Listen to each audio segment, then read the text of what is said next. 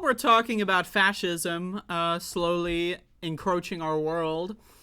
This is just like another example. I saw this one, and it's just like, let's just have fun here. I don't even know if this is fun, but like I'm gonna try my best to make this fun and not depressing. But I mean, this is one of those situations you just can't believe it. Like, you just can't fucking believe it, right? You just like, I'm gonna give you a headline, right? And in fact, I'm gonna show you a photo first. Check this out. This is a photo. I guess it's a drawing, an illustration of a fish. A fish. So this is where we're at in our lives, in our world, where this fish is so offensive to a large proportion of people that they bully and attack, right, an entire institution into never ever trying to teach people about fish ever again. And I can't imagine that. I really can't. I really cannot imagine being triggered about a fish, so much so that I whip myself into a frenzy and call for a genocide of certain minority groups. But it happened. Transphobes are mad that the British Library posted about a fish that can change its sex. If there's one thing, this is from them.us, by the way, if you want to go check out their publication. If there's one thing a certain subject of British people loves, it's getting big mad about completely innocuous mentions of anything having to do with gender. For example, today, hundreds of transphobes got their knickers in a twist over a Twitter thread about a literal species of fish, to the point where the British Library deleted the entire thread. A fish. A fish. Now again, people that are biological essentialists, we have a word for that, by the way. It's called phrenology. Phrenology is the foundation of slavery, racism, and all that kind of stuff. That's the gender critical movement. Whatever you want to call them, TERFs, gender critical, whatever it is. They are fascists, and they are would-be and want-to-be slave owners. That's it. They believe in the same conspiracy theories. But while they believe in phrenology and fake biology and fake science, they will constantly bemoan and cry, "Trust the science, the biology! We know more about biology! I read a textbook in 1961 in first grade about biology, and I am an expert at the world." To the point where, a reminder that actually they're wrong, and that people can change sex. People can be gay, and it's also extremely motherfucking natural to do so, so much so that fucking fish can do this shit, man. Fish. Like, have you seen the brain of a fish? Like, no, you haven't, because they don't have a fucking brain. They're fucking fish, I know they have. But I'm just like, I need you to really grasp this situation, right?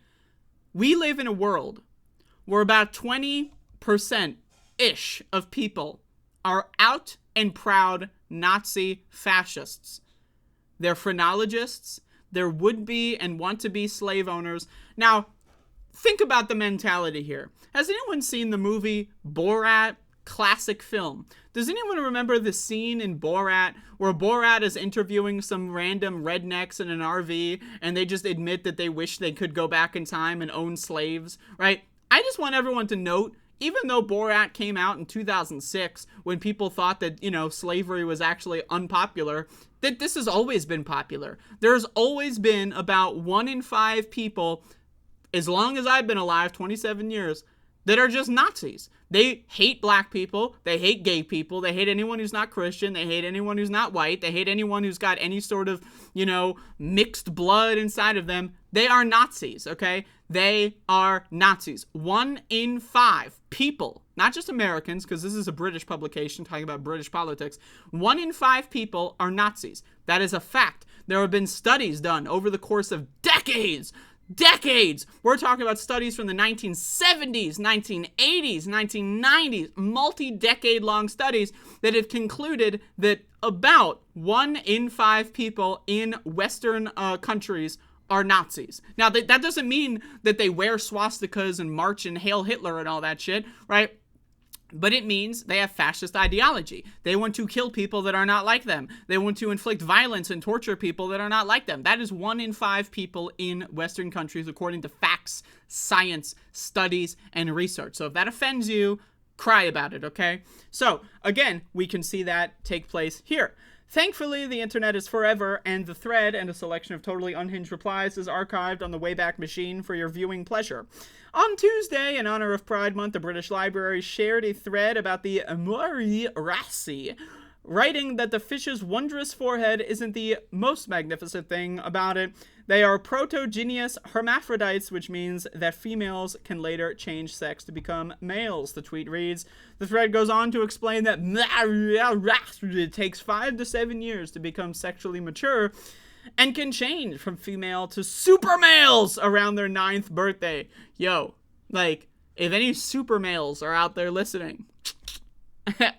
Anyway, this means they develop an even more prominent hump and even brighter color, blue and green. Admittedly, it took me 23 years to transition from female to super male, but I must say, deeply relatable. It's pretty good. Now again, I don't know if people know this, if there's anyone out there that knows how pregnancy works. Now again, Republicans, fascists, Nazis, they're obsessed with it. They're obsessed with turning anyone who can become pregnant into being a baby factory, as long as they're white. You know, if they're black, I mean, I don't know, maybe we can inject them with some, like, in vitro fertilization of some beautiful white babies, right? Then, you know, we'll enslave and kill them because they're Nazis, right? But again, if you are white and you can procreate, you're beloved by Nazis. But these Nazis, even though they profess to love pregnancy and they love talking about fetal life and they're all life, they don't really understand how pregnancy works. Did you know when you are developing in the womb that every single fetus starts out female? Did you know that? Literally, 100%. 100%. Not 99, not 50. It's not 50-50. 100% of human beings during the first 9 months of their lives start off as female. That's just how it works. And if you've got certain sets of genetic blueprints, then at that point, you will develop into another person. Another, you know, different anatomy, right? So, again, that's just a matter of fact. These people don't know that. Why? Even though they're obsessed with pregnancy, even though they're obsessed with the fetus, they don't know anything about it. That's why you see viral trending clips of people showing dolphin fetuses to Republicans, and then Republicans saying, that's a precious little baby. It's a fucking dolphin fetus. You ever see these videos? It's, you know, I mean, they're just fucking dumb, okay? I don't know what to tell you. So, let's keep going. The thread notes a number of examples of sexual variation in different fish species, including that clownfish are all born male and mature into females. We already knew that Finding Nemo was a touching tale of a queer found family. But this really drives the point home. It's pretty obvious that the library made this a Pride Month thread to celebrate the fact that biological sex, in quotes, is a beautifully varied thing across species, and that a static dimorphic sex binary is not actually a default or a natural state. Again, it's science fiction. Thinking that there is a gender binary is science fiction. That's science fiction. It is as much of sci-fi as spaceships and laser beams blowing each other up, you know, on the moon. It's science fiction, okay? One person, totally missing the point, replied, quote, "Are you saying gay men are actually women because fish?" Very intelligent person. Another person wrote, quote, "Pride Month is also a celebration of hermaphroditic fish." And you know what? We'll claim that. Tragically, as mentioned, the British Library ended up deleting the thread. As much as we wish they had stuck by it, we're in full support of anything that makes transphobes lose their absolute goddamn minds. So just this once, we'll hand it to them. So, but again, I want to say this. I'm not going to hand it to them. This author, whoever they are, James Factura, God bless them. I'm not going to hand it to the British Library. When you let Nazis bully you into submission, I'm sorry. Shut the fuck up. You are no longer an ally. An ally stands proud and stands tall with the people that they are allied with. An ally does not buckle and say, oh, well, I guess you're right. That's not what allies do. So I'm sorry. Shout out to, I guess anti-shout out to the British Library for, I guess cucking out of that one. But Still pretty funny. And again, I really need you to understand here that Nazis are popular. Again? Now, again, fascism has always been here. Nazis have always been here. But the level of popularity, again, ebbs and flows over time. And we are in a situation where Nazis, they're at a local high in popularity. Not an all-time high, right? 1940s, that's the all-time high for Nazi power and influence and popularity. Maybe 1930s, I should say. They didn't, they started to become unpopular a little bit in the 40s. But we are now reaching a local high that we probably haven't seen since then, right? And it's rising, and we are trending upward. And not good. So, there you go. Shout outs to Fish, by the way.